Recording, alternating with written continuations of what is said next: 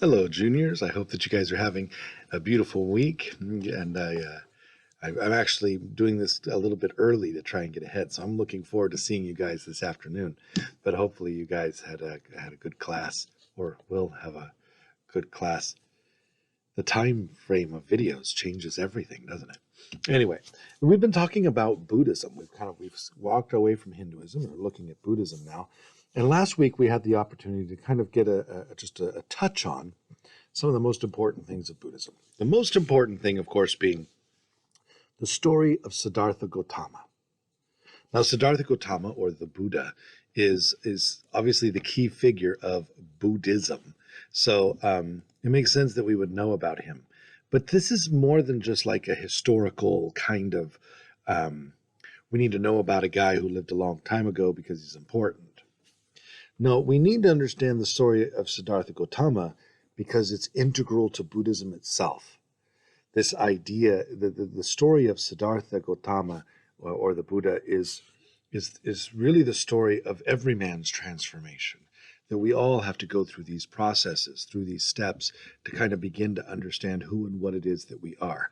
So you'll see that the life of the Buddha is meant to be a teaching for you and for me, or for all Buddhists rather, to help them look at their own life in the deepest and most introspective way possible. You'll notice there's something missing. Or maybe to you it's missing, but it wouldn't be missing, of course, to Buddhists. And that is a creation story. We didn't start like in the beginning, what happened? No, Buddhists really don't concern themselves with that question. They don't really concern themselves much with any of those creational, where does the world come from type of questions. To them, that's simply not something worth bothering about. For them, the only major concern is that we're here and we're in this certain position and we need to work on that. And we talked a little bit about what that position is. We talked about this idea of samsara, about the endless cycle of birth and rebirth, and how that's fundamentally dissatisfactory. Now, what I want you to get here is that we're not just saying that that we have bad days and we have good days. We're saying that life fundamentally has no meaning of its own. In fact, not only does it have no meaning, but you and I have no meaning. There is nothing to us. We are a figment of our own imaginations. We are an illusion, a maya, as the Buddha would say. So let's really start to delve in and take a close look at what it is exactly that this Buddha taught. So he was enlightened. He sat under the Bodhi tree and met his friends he was ascetics with, and they sat down and he taught. Well, what did he teach? Well, he taught two basic pieces of information, and then he discussed those information for the rest of his life. But these are the two basic pieces of information. One is called the Four Noble Truths. Let me say that again. The Four Noble Truths. And the second piece is called the Eightfold Path. The Eightfold Path. So we have the Four Noble Truths and the Eightfold Path. And these two things together are really the heart and soul of what Buddhism is. So let's make sure that we know what these things are. This is for the Buddhist, meditating on and thinking about these two sets of things is the entire practice of Buddhism from start to finish, and everything else is just cultural additions. Not that cultural additions aren't important, because they are, but this is the heart and soul. So let's take a moment and just begin to kind of start to take a look at these four noble truths. The first one I've spoken to you at great length, and that's dukkha. Dukkha means we often translate it as suffering in English, but that's really not the best word. It's really more about dissatisfaction, incompleteness, a lack of wholeness, incapable of being satisfied, painful, right? And this is the fundamental characteristic of what it means to live a human life. That you and I, we go through our life and fundamentally there's something broken. We know it should be different than it is. You and I both know it. And as we look at our life, we recognize that pain, that suffering is even in the good moments. Like even in the best possible things that could happen to us, we know it's temporary. We know it's impermanent. We know it's going to end. And that's something that we all have to live with. And this intense suffering that is the entirety of human existence is so bad that we obviously want to get rid of that. The suffering of illness, the suffering of aging, the suffering of loss, the suffering of all of these things, we want to get rid of them. Well, why do we suffer? I mean, if we're suffering, why are we suffering? What is so bad about our life that makes us all suffer? And the Buddha realized, because the Buddha had lived the perfect wealthy life, and he'd lived the poor life, and he'd lived so many different kinds of lives, that he realized that none of them were satisfactory, that none of them were without suffering, that they were all full of pain. So what is it that causes this pain? And that's the second noble truth. The cause of this pain, the origin of dukkha, of suffering, this comes from our desires, the things that we want, right? Our attachment to things. For example, I talked about, right now, someone in the world's mother is dying and you're not upset. Why? Because it's not your mom, because you're not attached to her, right? You're not, somebody's car's being stolen right now, but they would have a real problem. You would have a real problem if they stole your car, because you're attached to your car. And so our attachment to things is the very thing that causes our suffering. And there's nothing that we're more attached to than the idea of ourselves. Like, in the end, my life is all about me. Like, I'm the center of my own life. I'm the one who's at the beginning and the end of all of it. It's all about me. And this, the Buddha not only says is an improper attachment, he also said that it's an illusion, that there is no you, that that's just made up, that you're just matter, just flesh and bone, and that doesn't mean you don't have a spirit. You might have a spirit, but even that is just a composite part, that you're just a collection of parts. And that collection of parts has no actual identity of its own, that it is fundamentally non-existent, but that you imagine, because of the correlation of these parts, that you imagine that you are a thing.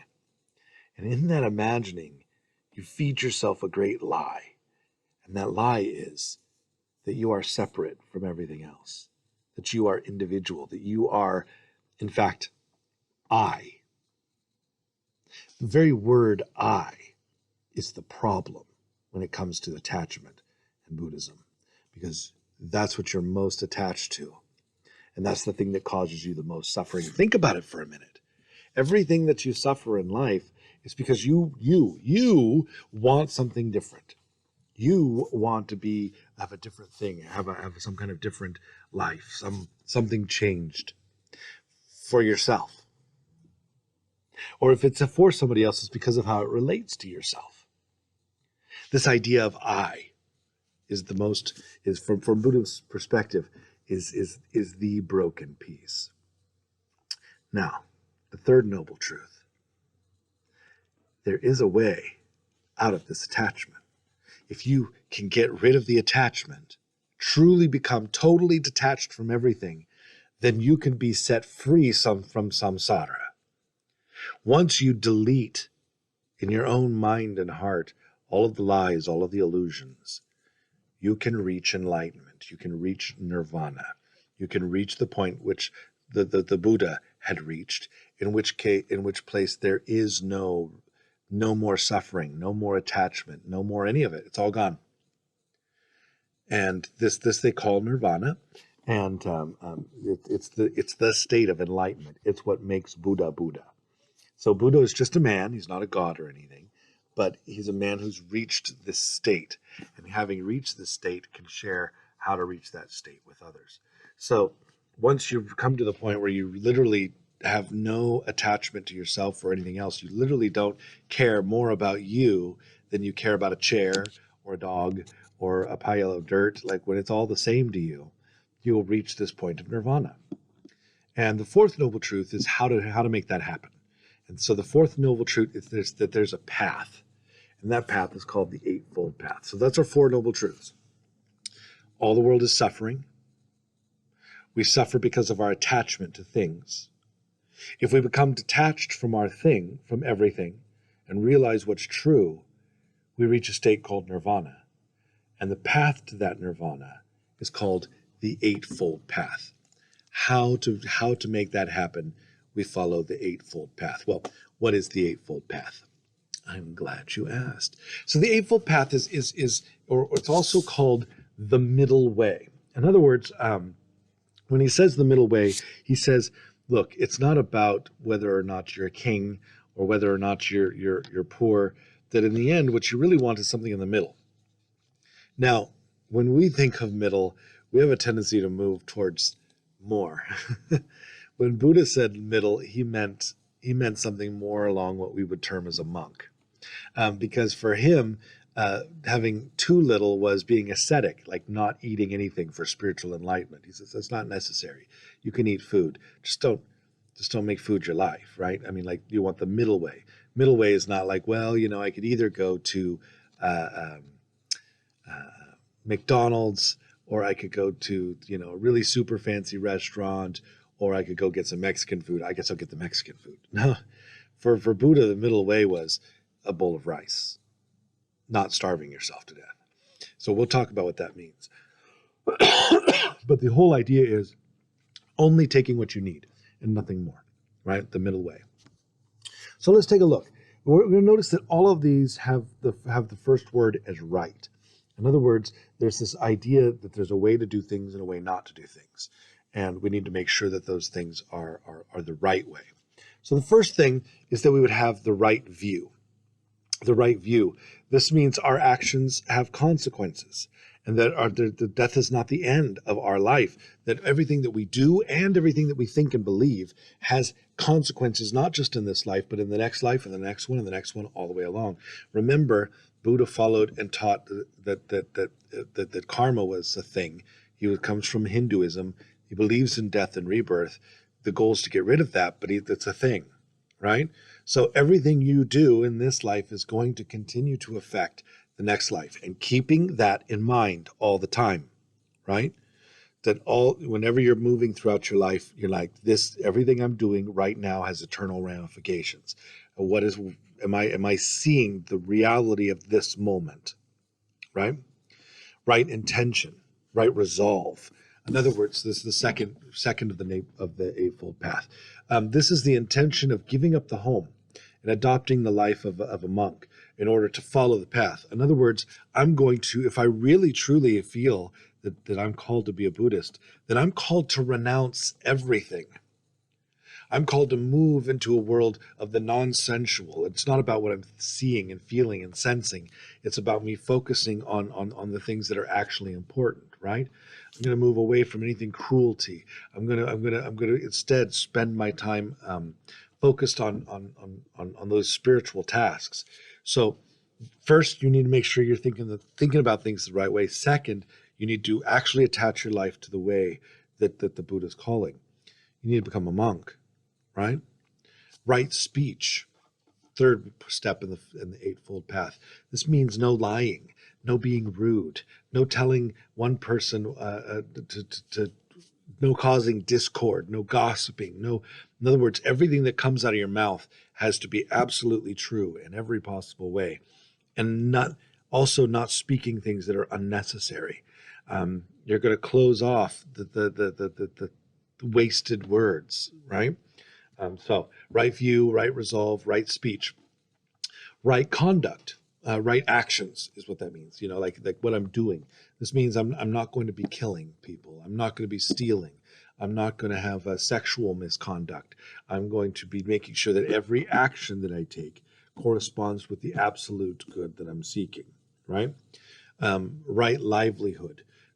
This means that you're getting your livelihood by benefiting others, not by selling weapons or poisons or whatever. It also has to do with not making work your work rule you at all. In fact, for most monks, what they would do is they would actually beg for their food, so that they literally have no attachment to even the work of their life. Right effort. This prevents the arising of, how do I put this? Right effort. Let's put it this way. It's about restraining the senses, right?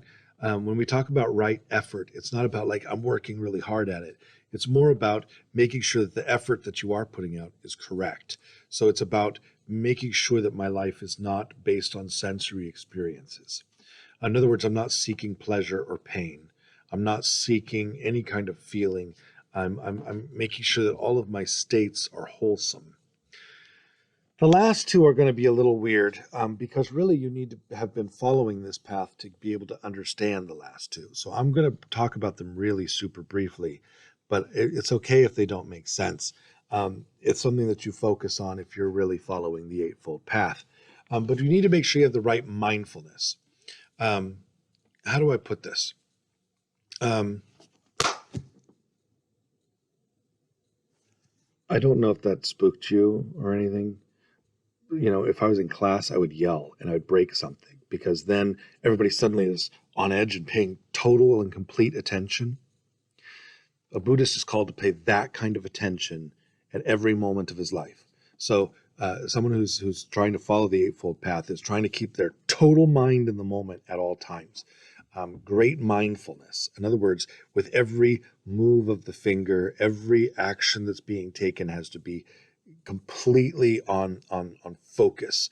It can't be on autopilot. So bear attention, never being absent-minded, being conscious of what you're doing at every possible moment. Yeah, that's an important part. And the last one is right samadhi. This is about the way we meditated.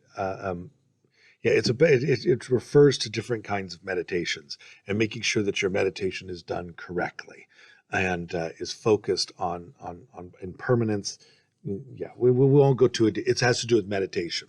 So this is our Eightfold Path. Remember, we got our Four Noble Truths. Everything is suffering. We suffer because we're attached to things. You can eliminate suffering by eliminating attachment. And the path to reach that state is called the Eightfold Path. Then we have the Eightfold Path. We have right view, like we're looking at the world, knowing that the reality of the moment, it has eternal ramifications. We have the right resolve. We're going to really make this our whole life. Like we're going to end this now. We're going to do this right. So I take resolve. Usually this means I'm leaving my life and becoming a monk or a nun. Right speech, making sure that every word that comes out of my mouth is measured and true. And no lying or being rude or anything unkind, just totally focusing on only the right thing and the good things to say. Right conduct. I'm not going to do anything that I'm not supposed to do either. My mouth and my actions are guarded, right? Right livelihood. I'm making sure that my work is always in accord with what's right, true, and good. And if I'm working at all. It might actually be a better idea, for example, to work as little as possible so that you're not focused on the work and do just what you need to get the bare food that you need. Right effort. This has to do with me with restraining my senses, making sure that I'm putting out, trying to live this in every moment. Right mindfulness. I'm paying attention at every second. And right meditation. Me following through those states to try and become as knowledgeable and as whole as I can. This is Buddhism, through and through, heart to heart. I mean, like everything that really is Buddhism, this is it. Now, having said that, I do need to make a quick aside. Just like every religion, there are people who are serious about their faith in Buddhism, and there are people that are not.